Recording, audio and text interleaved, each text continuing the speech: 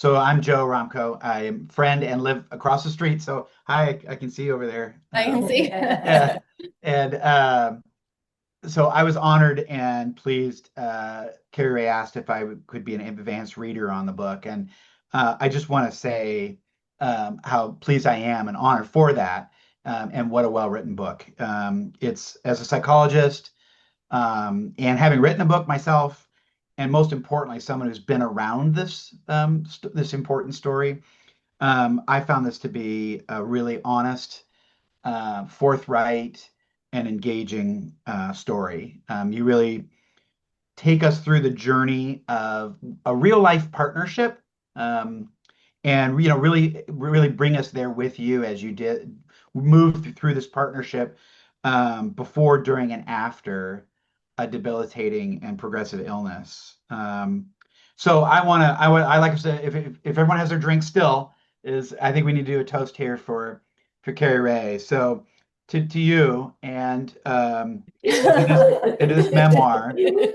I hope it serves as a tribute to Harry, and it's a story of courage and resilience, and it shows us the value of community, and I think really importantly, seeing grace even in hard places. So to you, Kerry Rae. Thank you so much, everyone.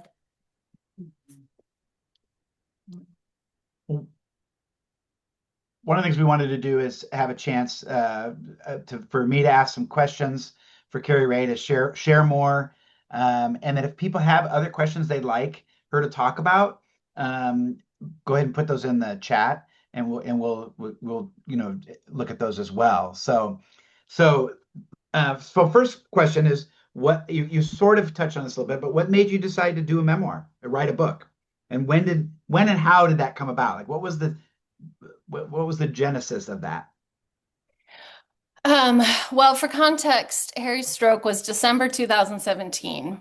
And in 2019, I was in Kyoto for the World Parkinson Congress.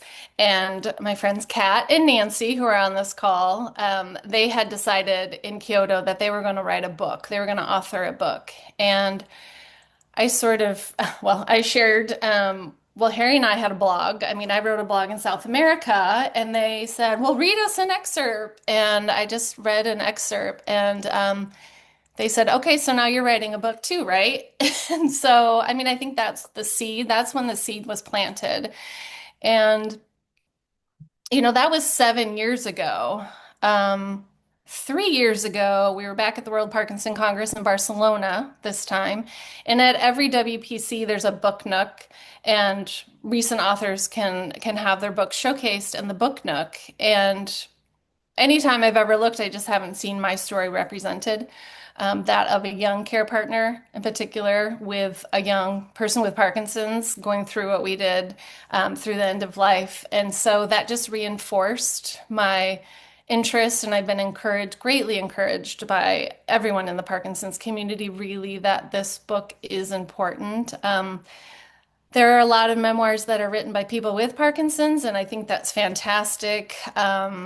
Maybe they're positive, like look at what I'm doing to combat this disease in my life.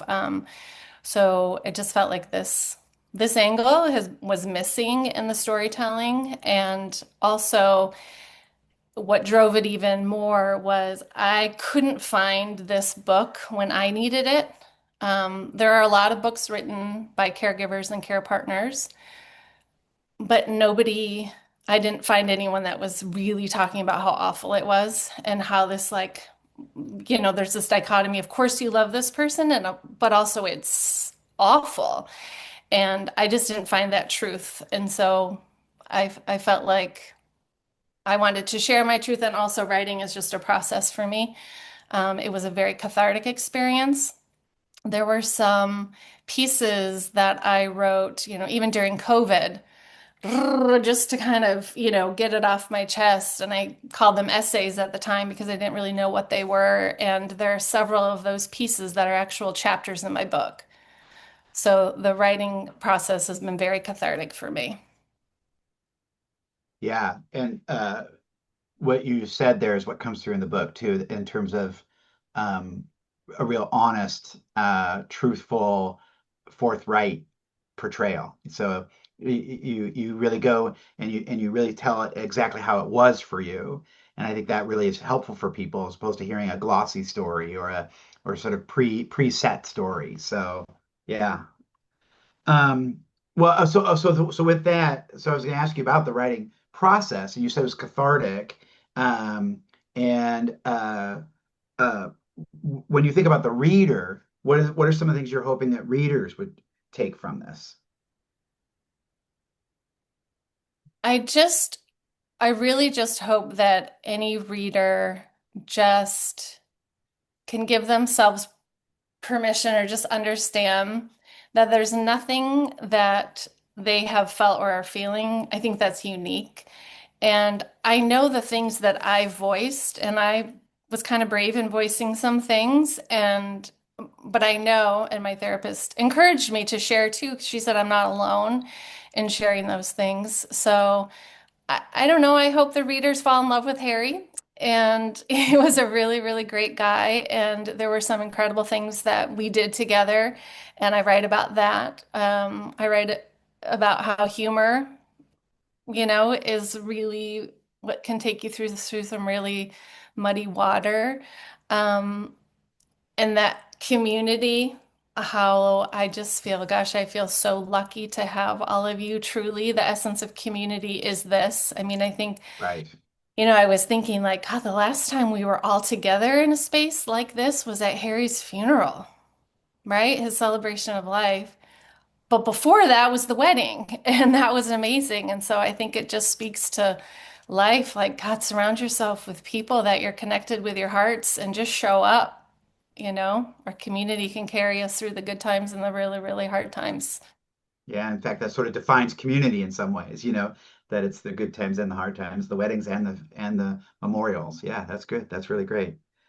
Well, in fact, your relationship went through a pretty gigantic arc through all of this. Any ways in which you'd say your identity or kind of how you think of yourself has changed as a result of these experiences? And then also maybe about the writing, how the writing may have. Yes. I confidently can say I'm a different person now than I was. Harry's diagnosis came at a time that I don't think the diagnosis itself really changed me. Um, Traveling together, there were some challenges and hardships that probably led to some formation of a better self. But I'm 100% a different person now, having gone through that, and I really see that as a gift. I didn't at the time of immense struggle and sadness, but gosh, I made it. Like I'm here, and I feel like I was definitely shaped by the hard things that I went through. I'm more empathetic. I maybe I'm a little slower pace of life. Hmm. So I'm still trying to figure out also like Okay. who am Yeah. I?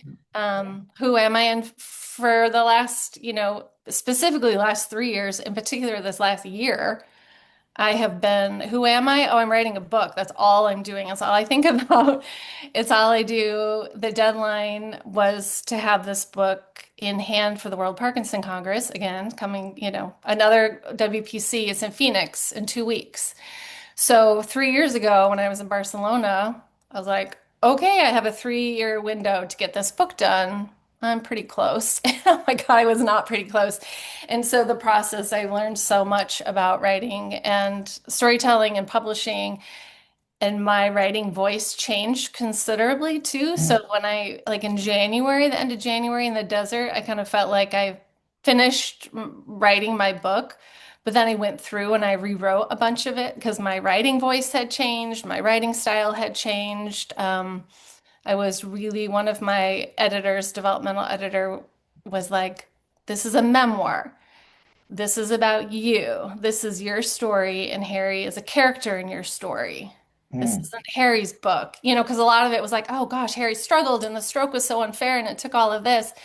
And that is true, and I tell that, but really it's about me and my story. So kind of Yeah, I learned that process. And so my writing evolved and developed as a human. I think I've evolved and developed. Yeah, yeah, Hmm. that's wonderful. Well, then one very specific question. You've been using the word care partner, which you talk about in the book, and people might or might not know what you mean when you're talking about a care partner versus a caregiver. Well, I love it. I first heard that actually the Parkinson's community uses care partner, and I love it. And so now the way that I define it is a caregiver to me is someone maybe you're paying for care and they show up, they do caregiving services, but then they leave at the end of the day.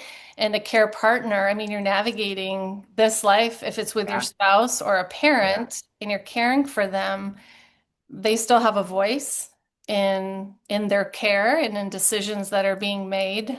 So that's why I use the word care partner, and throughout the book, I use sometimes it's caregiver and sometimes right. it's care partner.